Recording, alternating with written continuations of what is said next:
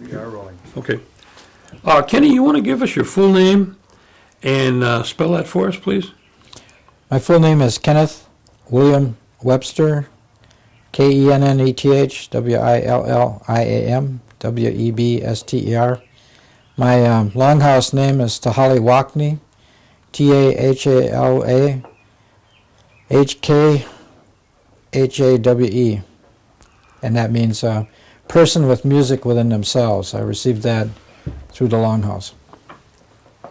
The longhouse here in Oneida, Yes, Wisconsin? that's correct. And when did you get that? I got that about 11 years ago, actually.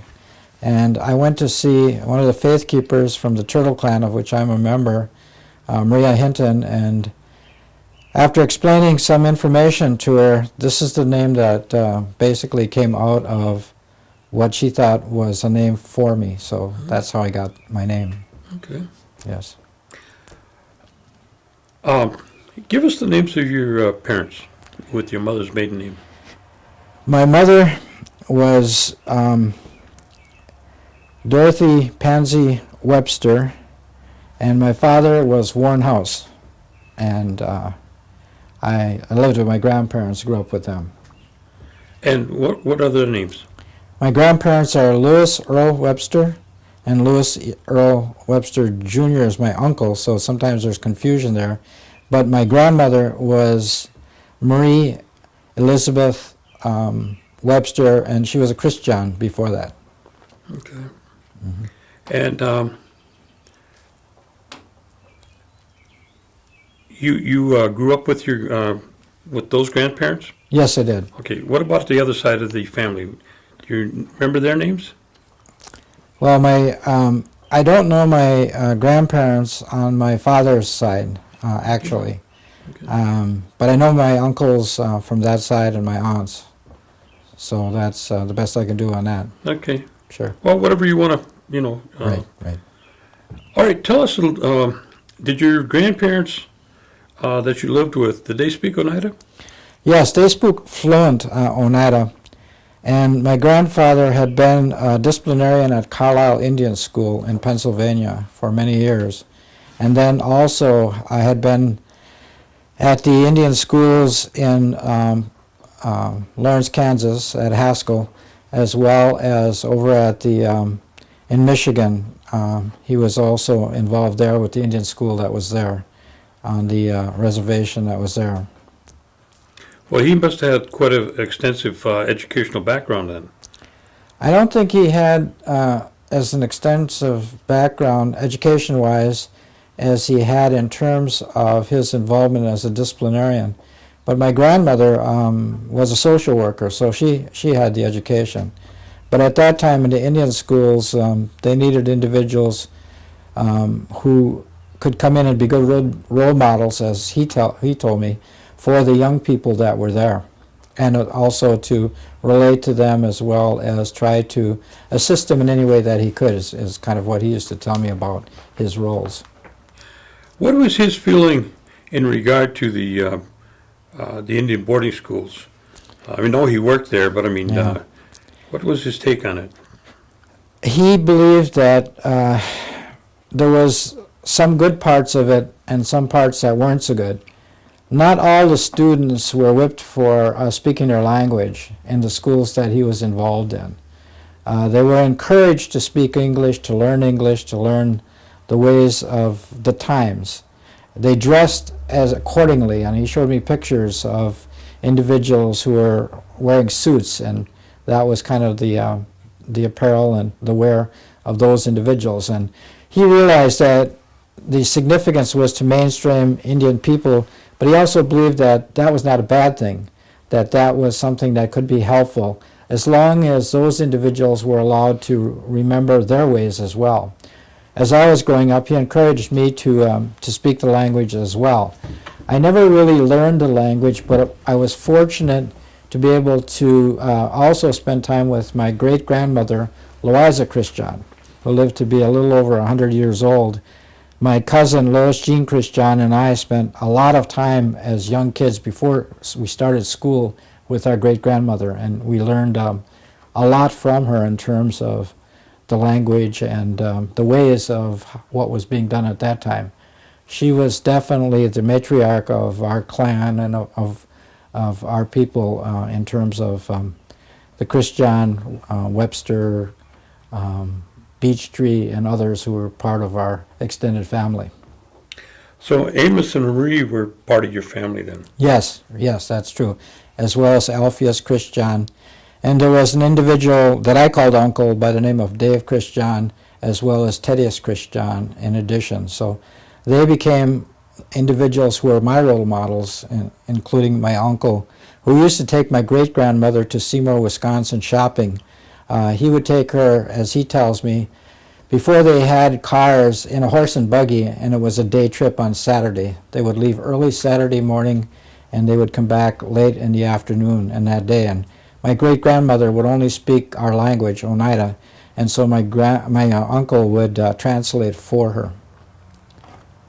And this was shopping in Seymour? Yes, that's correct. And what was the location where your great-grandmother resided? She resided on Old Seymour Road, where currently Amos Christian's wife Daisy lives, since Amos has since passed away. There was, I believe it was a lot of land that was down there, and that's where they lived. And I lived just basically what we used to call boarding school road, but is now called Seminary Road. So it was a quarter of a mile or so for me to walk down there in the summertime in the dirt road, because it wasn't like it is today. It was all dirt, all sand, actually, a sand road. And your grandfather used to share a lot of stories then about the boarding schools with you. And Yeah. you said he had pictures? He had pictures, yes he did, right. He had You pictures of still both have those? himself. My uncle currently has those. My uncle is 96 years old, lives in Green Bay. And what's And his name? His name is Lewis E. Webster Jr. Earl, he went mostly by Earl Webster, and he was a World War II veteran. But he also participated with my grandfather during the WPA days in translating our language so that stories could be brought forward. I believe my uncle, I called Uncle, Amos Christian, also was a translator, and also, along with several other Oneida people, translated during that time frame. Now, you say your uncle is how old? 90? 96 years old. 96. Yeah, I'd be 97 in July. How is he in terms of his health? Is he able to get around yet? He has a walker. The last time I saw him, I haven't seen him now for a little while because I've been working out of the area. But he was able to utilize a walker. He's a World War II veteran also, and his health generally is not too bad. Do you think he'd be up to an interview? Well, I think he would be interested in this type of thing, Okay. especially from the past of his involvement with being a translator. He understands the significance of what this project, for instance, is. Okay. Well, we'll get into that later in terms of your uncle, because maybe we can set up a time with him also. Sure. That'd be good. And you say he has got some pictures that he could share? Yes, he has pictures of himself and my grandfather and grandmother from years ago. And right. some at the schools? He has some from the schools also. He had them anyway. Okay. Yes, Okay, sure. we'll pursue that. Now, did your grandfather, when you think of him, did he have any other activities that he was involved in? Did he do any hunting and fishing or any other hobbies? Well, he wasn't too much into hunting and fishing, but basically, after he retired, he took a correspondence course in landscaping. So he used to do independent landscaping, and I used to spend time with him going to some of his jobs in Green Bay and assist him in doing that. And he always kept our place the lawn well manicured. We had lilac bushes. He had those very well kept and everything. I learned how to do all the sort of things that would make a lawn and any kind of shrubbery or trees around the house look pretty good. I think that if he had any type of actual hobby, it was visiting with the family and meeting and talking about the old times when everyone would get together at my great-grandmother's house while she was still alive, and it was pretty much every Sunday. And my great-grandmother would pretty much put everything together, and all my uncles and all our relatives would come together. The younger kids, like myself and my cousins, would be outside playing, but a lot of times they left us to be able to stay inside and listen to the stories that were being told. There was a lot of oral, like traditional stuff that was being remembered and shared with each other. So that was kind of an enjoyable thing during those times to hear what was going on. They spoke in our language. That's why most of us could at least understand the language of speaking. Your grandmother, what was her background? She had been educated, I believe, at Haskell, and she also has educated more in the Indian schools. I don't know that really that much, but I just remember her telling me, and my grandfather telling me, that she had been a social worker at Carlisle Indian School, and she had done similar type work at Haskell as well, and at the Isabella Reservation in Michigan. So that was, but she had had a stroke, so in her later years she was unable to continue with that type of work. And I know that my grandfather took care of all of us actually as I was growing up, and did all the cooking and whatever needed to be done. Now, where did your grandparents attend church? They had a church here in Oneida, and my grandfather made sure that I attended faithfully, and I became an altar boy and all that sort of thing. We attended a lot of the social functions also at Holy Apostles Church, other than just church. There were a lot of like parties that would go on at the parish, up sometimes summers. I participated in the youth programs that they had there as well. And did your grandparents have a big garden at all? Yes, we have a tree in our yard, so that was utilized for canning different things.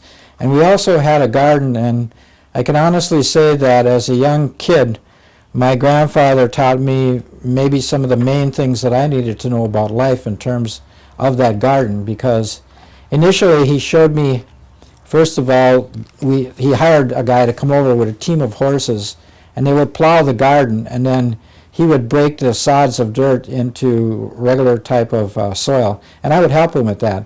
But then he showed me also how to lay out the rows so they would be even, taking some twine and some stakes and measuring out from one end to the other, and then taking that contract for the rows and be able to pull that down, and then using the end pull it back up again. So that was how that was done. And when I got old enough, then I was able to do that. And he taught me also how to plant, whether it be potatoes or beans, how many beans to put in the holes that were there, how many for the corn and the bean squash. And we also had blackberries, strawberries, and raspberries that he brought in, just was able to get to grow very well, actually. We had a lot of blackberries and raspberries in addition to our strawberries. So we had a good garden that kept us with fresh foods throughout the summer.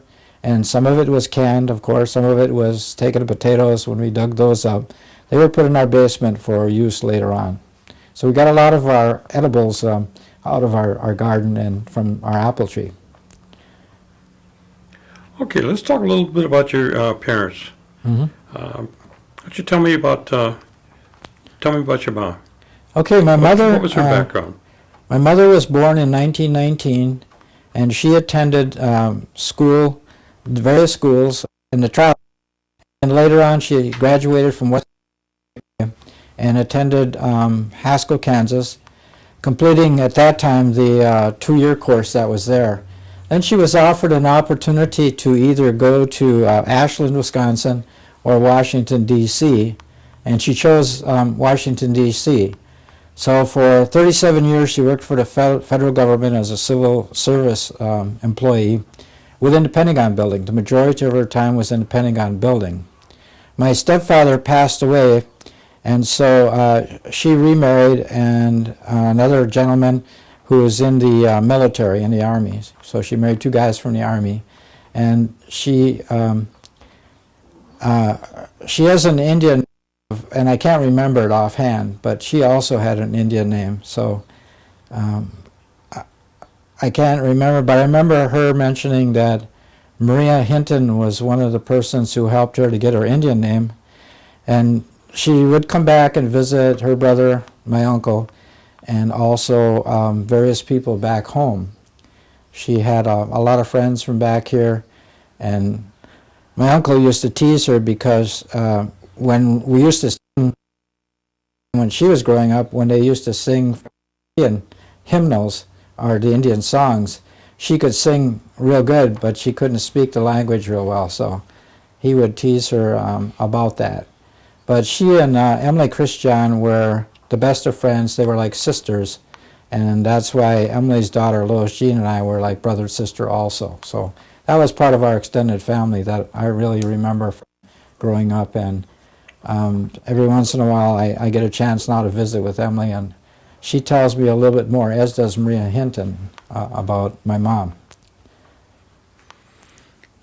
Now, where did you go to school? I went to school in Oneida, Joseph's grade school, and the mission school. So I went to both schools, actually. And a lot of the ones I went to school with, I see around and have good memories of. The schools was quite different for me because in those days you didn't go to kindergarten, so I went straight from visiting my great-grandmother and sort of being an independent young kid to going into a very structured place and seeing individuals with this black type of robe on and with the white stuff, and couldn't see their hair. So it was kind of a scary experience for me at first, and I didn't say too much, but my uncle had taught me the alphabet, and I knew the alphabet and you know, could speak English, although most our language was spoken in the household and at my great-grandmother. So when I got to school, it was quite interesting. I remember the first day the sister called off the names of individuals who were there, and she said Kenneth Webster, and I looked around and thought there was another Webster because, like most of we all had nicknames, and so my nickname was from my middle name, William, and I was called Billy. So I thought my name all that time was Billy Webster, and so the sister came over, grabbed me by the ear and said, "Don't you even know your name?" And she assigned one of the other students there, who's a friend of mine to this day, Daniel Clevin, whose father had a farm on Old Seymour Road, and to sort of be my mentor, I guess, or at least make sure if I had to go to the bathroom, you know, I knew enough to raise my hand. He would walk there with me. So that was the first remembrance of grade school at St. Joseph's, and good times.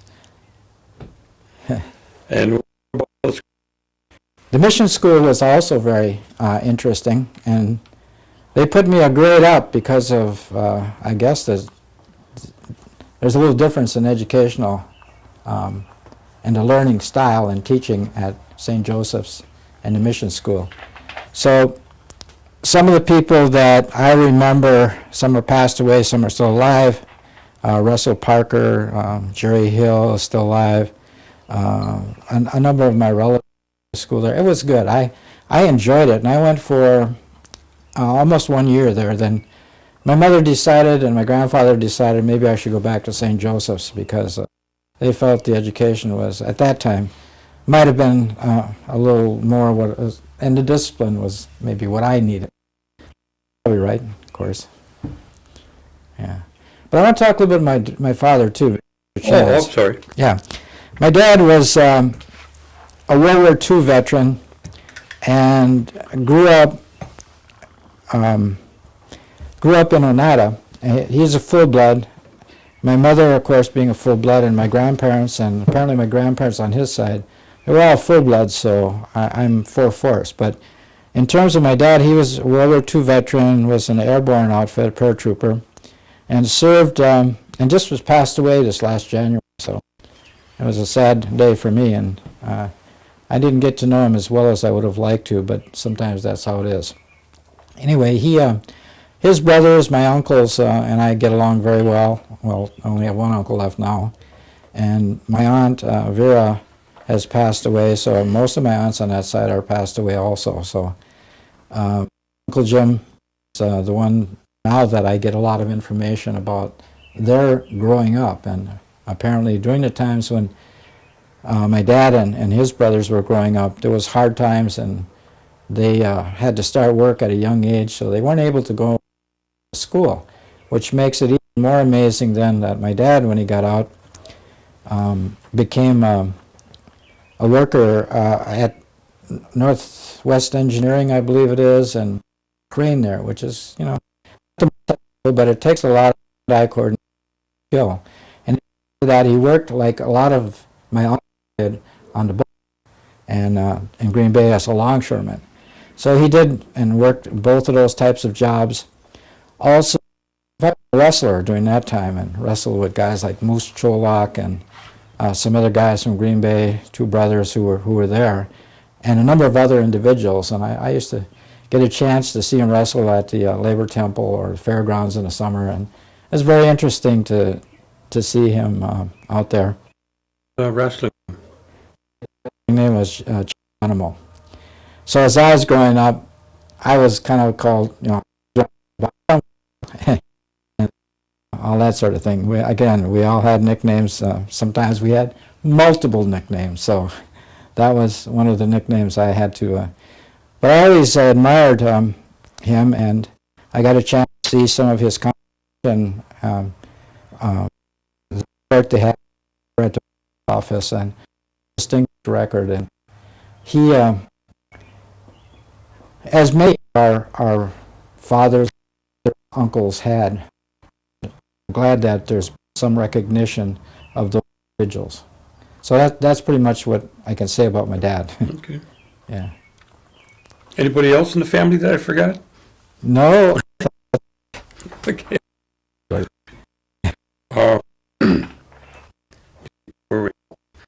We're back at the Lutheran. Hey, Joseph, Past that. you left those schools here. And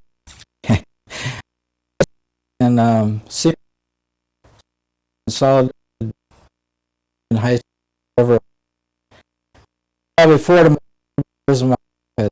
I hate to say it that way, but I couldn't wait to get out of high school. It just high school for some reason, and it was mostly me. It wasn't necessarily, although there certainly was some reason, I believe, for me to be unhappy at that school. I don't think the expectations were there for a lot of us who went to school there, and hopefully that's changed over time. But there was one person who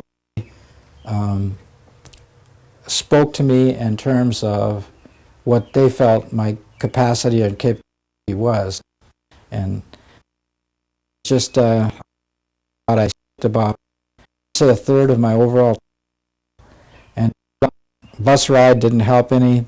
But the one thing I did in high school was I read. I used to take a lot of books out of the library and read on the bus and read home, and that helped. I was a senior student, well, and if you can believe that, probably the easiest person somehow or another. But then a lot of my friends from here, from Oneida, were also getting the same kind of grade in that course. So I don't. Anyway, high school was not my favorite place, but fortunately also, one of the recreational opportunities we had, that was also good at school, we had in the summers though around here was baseball, and I played baseball, and then also got graded up until I believe I was from junior, and I got the opportunity to play for the Veterans of Foreign War, the VFW, and that was a good experience for me. There were there, the few who maybe come out of age. Most of the guys were out of the military, and they were really good ball players. Tony Dan, I remember, and there were others who had been playing for a while. Billy Danforth was a pitcher, and good ball player. And then there were young guys, or guys off the. I know that guy by the name of McLester was one of the fastest guys on the team, and he played ball with us. And Parker, Arthur Charles, and myself. And this young guy Cornelius, and I don't remember his first name, but he on the team with us also. And I believe, as I remember, and I think there was a couple of occasions where we could have won in the first place, but I don't remember the reason. But we did well, and because these were took us away, taught us not only about ball, but also. I remember when I went to the military, some guys were saying, "No," and I took them in there, so that was pretty good. So, You're involved in, or did you kind of exposed to, summertime cherry picking? Do you do it?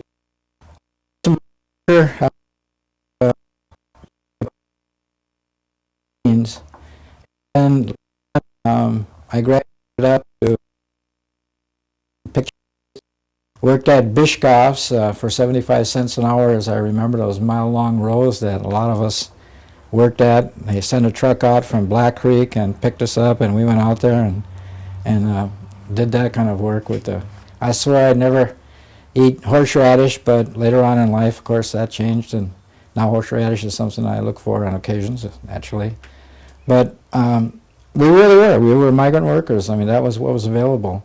There was some work later on when I graduated from the migrant worker status to more steady kind of work at the canning companies.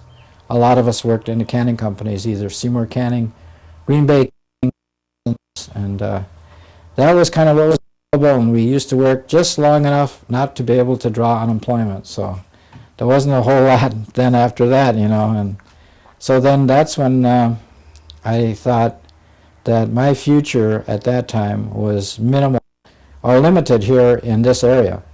And so the choices became military vocational school, Haskell, or something along those lines.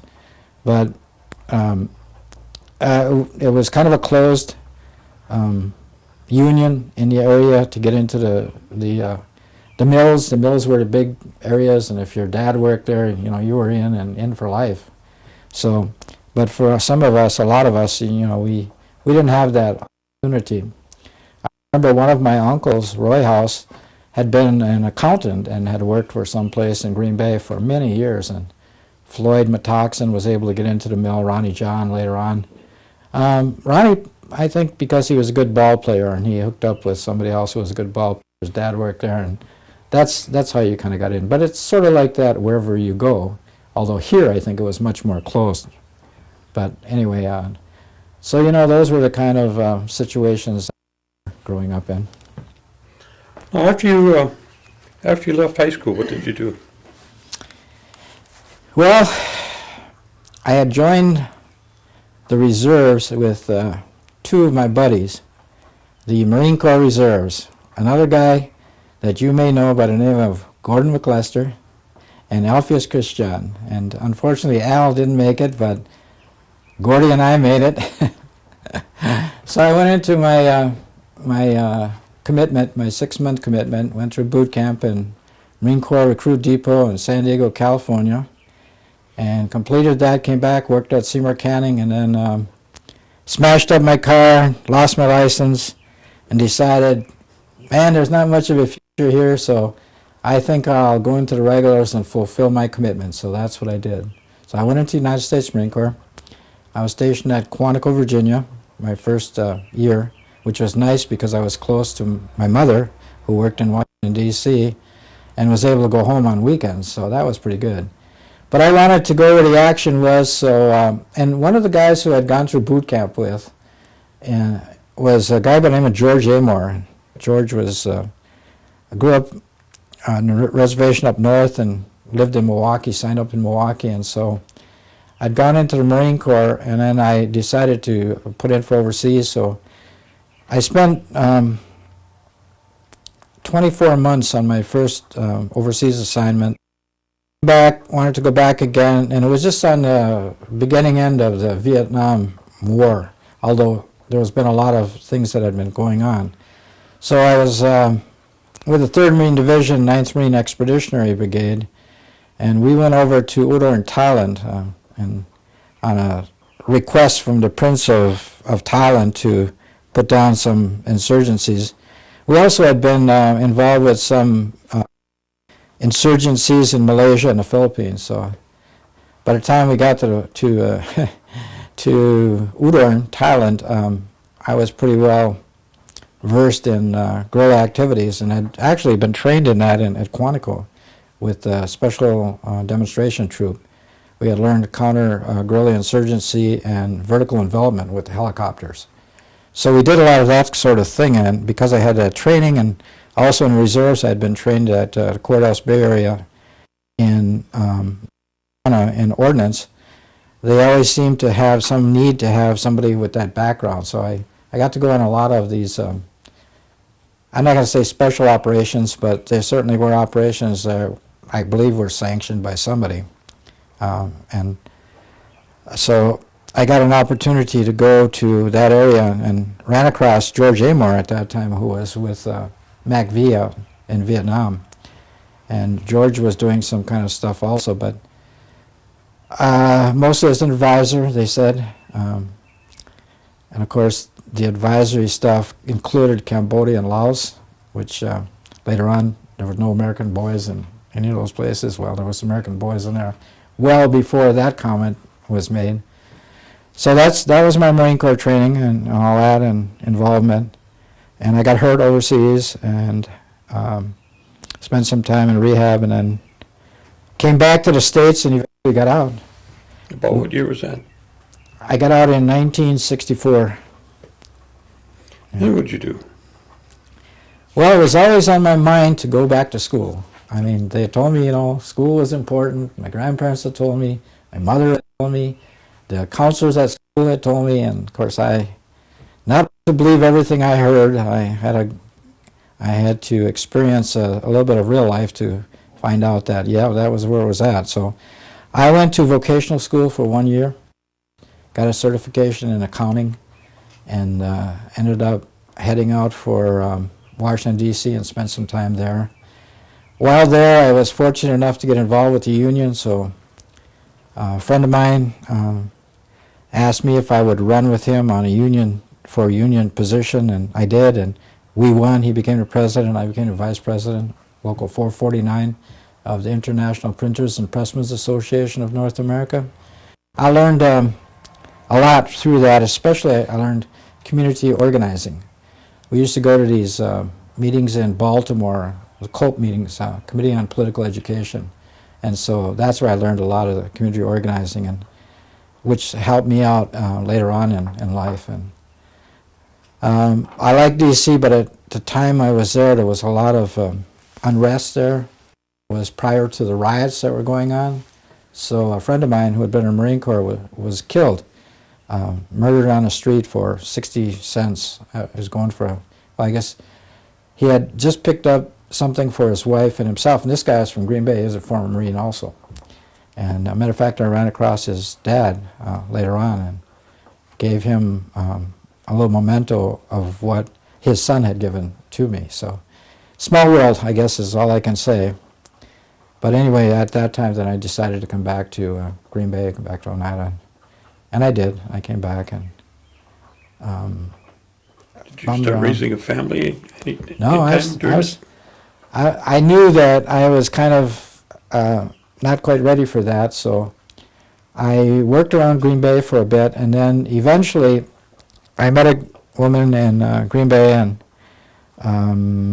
we got married, and I had a job. I was called back to a job for white welding in Kenosha, and there were a number of guys from Oneida who were up there, all his brother and his cousin in there, so I got a chance and worked there. Started off on the bottom end as a grinder and worked my way up, but I got married and have 3 kids, Candace Ann, Colleen Elizabeth, and William Lewis, my son.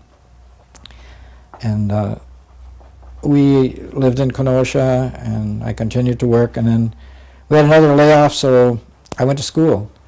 There was something for Vietnam era veterans who could go to the University of Wisconsin or Parkside, and so I went there, and then instead of going back to work for white welding, when they called me back, I stayed on going to school and took a job working for Herb Paulus in Milwaukee. His program dealt with individuals who were on the street, so we worked on the street, and I worked out there. Had the opportunity to learn a lot there, and Herb had one of the most accountable programs in the city of Milwaukee at that time. So while I was there, I attended a program also in Detroit, Michigan. It was a therapist training program, and so I finished up on that and got my Associate of Arts degree there, as opposed to getting anything from the University of Wisconsin at Parkside. But unfortunately got a divorce and then decided to go to Minneapolis, Minnesota. So I'd always wanted to go to Minneapolis, had some relatives there in that area, Mary Clark and Clark family from that area, Ojibwe people, but I knew at least two of them before I went out there. So I worked out there for a number of years, actually, till 1993, I think, is when I sort of left out of there. I had a number of jobs in Minneapolis, including being a Housing and Redevelopment Authority Commissioner for the city of Minneapolis, and was able to be the catalyst in bringing forward some low and moderate income housing opportunities for Native American people as well as others in that area. We had a special program there that was, not special, but a unique program. It was rent with an option to buy, and at that time, 1979, there was no programs like that in the country at all. There were two for-profit programs, one in Cleveland and one in Los Angeles, that had rent with an option, but for profits, and we wanted to set something up for nonprofit organizations and for low and moderate income people. So we were able to do that, and I think we ended up with like 165 homes. And Robert Dockstader happened to be one of those individuals who was on the lottery list to compete for one of those programs, and I saw him just the other day, and actually he was able to get one, and I was very pleased when I found that out. And I imagine he sold his home then to come home here. But nevertheless, it was a good program, served as a good model, and now is incorporated into HUD's Housing and Urban Development's profile, or not profile, whatever it is they're doing. Sometimes one has to wonder about what HUD is, but nevertheless, it's in there, and so there's an opportunity now. So something we were able to create a long time ago. And attended the University of Minnesota and got my undergraduate degree there in American Studies with sociology as my major. Started off in Soc, but in order to support the minority studies programs around, and made that as my major area. So that was good. Came across a woman who I thought had done an excellent job of turning low and moderate income housing, Indian housing project into from foreclosure to viability. Her name was Ellie. To Dennis Banks years ago, I guess, and ended up marrying her, and we have a child. My daughter, Chinoa Christine Webster, and Chinoa has an Indian name also of Yago Gashlut, means woman with tears in her eyes. And there's a story behind that, but it comes from a sweat lodge ceremony I attended, and about a year before she was born. So we've been together for 20-some years. Most recently, though, have unfortunately divorced, and part of it is separation between our jobs and where she works and where I work and that sort of thing. So I have 5 grandchildren, and my daughter Colleen has 3 kids, 2 boys, and one daughter. So I was very pleased to become a grandparent and thought it would be different, but it's pretty good. I really like that, and I can remember how my grandparents were, and I thought, I got to spend more time. And part of the reason I came back to Oneida was so that I could have the time to be able to spend time with my grandchildren, even though they're not here. But I will take the time to visit them and spend time with them, or bring them up here and let them see what we have. Because if you remember, back when we were growing up, there was not much here for us to do.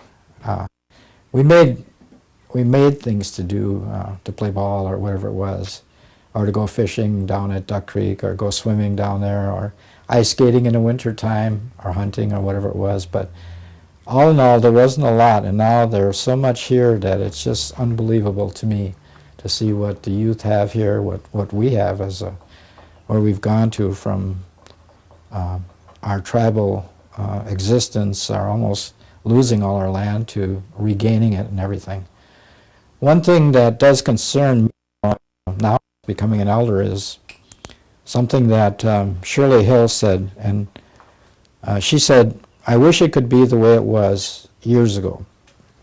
And I think she was talking about the sense of community, the sense of how we used to work together in a close manner, how the churches used to work together, even though I think they're kind of moving in that direction again. But I think with the and money and some other things and expansion and growth, that we've lost a portion of that sense of community that we had years ago. And that isn't to say it has to be the same, but it just seems that our success has driven a little bit of a wedge into that extended family, into the community that I remember. And again, it doesn't have to be the way I remember it, but I think our community has some length to go to regain what I consider community. My master's degree is in community economic development, so I spent a lot of time with tribes around the country, and not only tribes, but non-Indian programs as well. And community is something that no money can pay for, no money can, you can't spend enough to bring a community. It's sustaining toward the kind of community that is what we had. That's why I. Anyway, I've held a number of decent positions on a national level. I've worked with the Intertribal Transportation Association, first as a board member, then as a treasurer, then as a president. And also, when we were having some difficulties, went in for 8 months as interim executive director, and bring that program together for the Indian Reservation roads that federal government has provided funding for, because at one time we had hardly anything, and then it became $93 million that was available, that was allocated on a formula-based type of opportunity for those tribes who applied. I remember telling some of our tribal members and asking how much we had on Indian Reservation roads miles. We had a Bureau of Indian Affairs inventory, and we didn't have any. Then we had 5/10 a mile. Now I think it's gaining, and it looks like Bruce Stanford is doing an excellent job of creating those opportunities there to assist us in our road miles.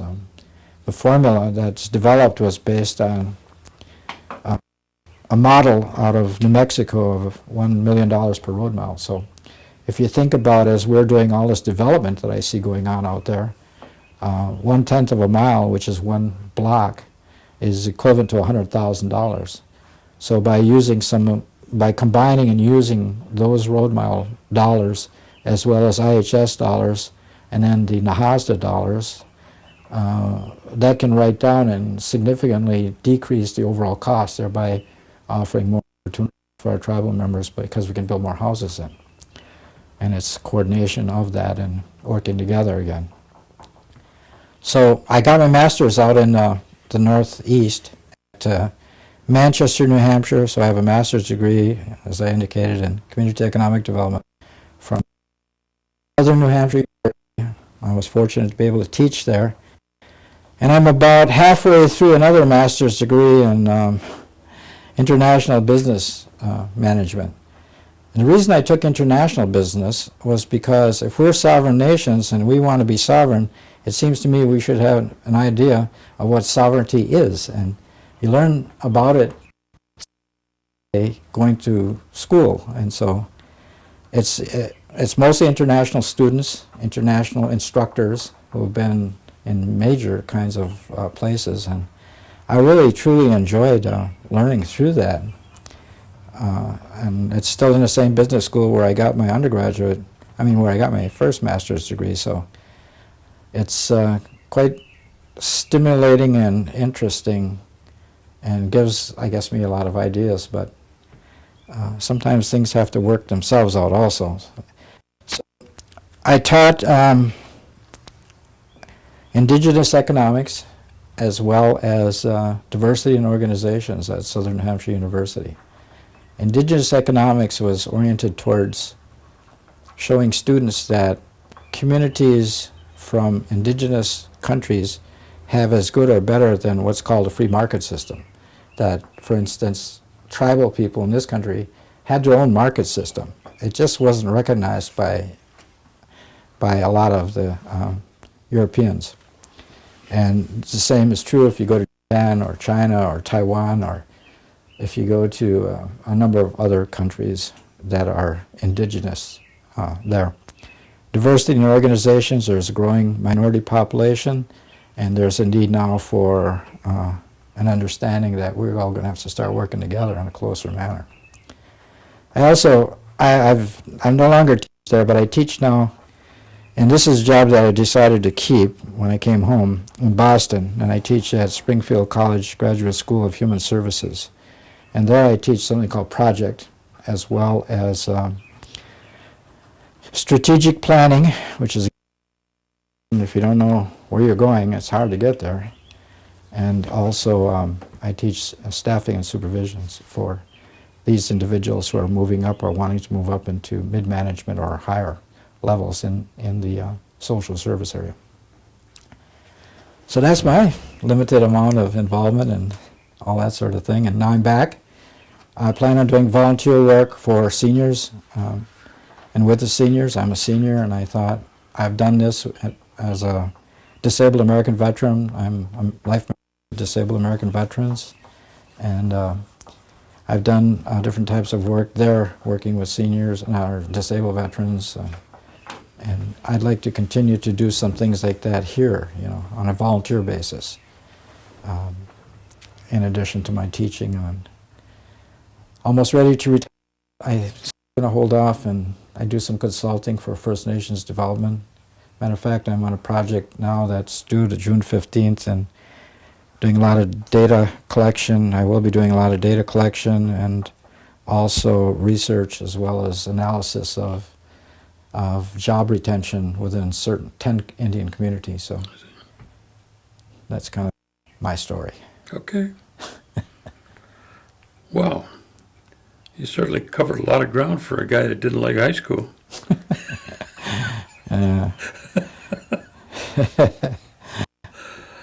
Anything else you want to share with us that I forgot to ask you?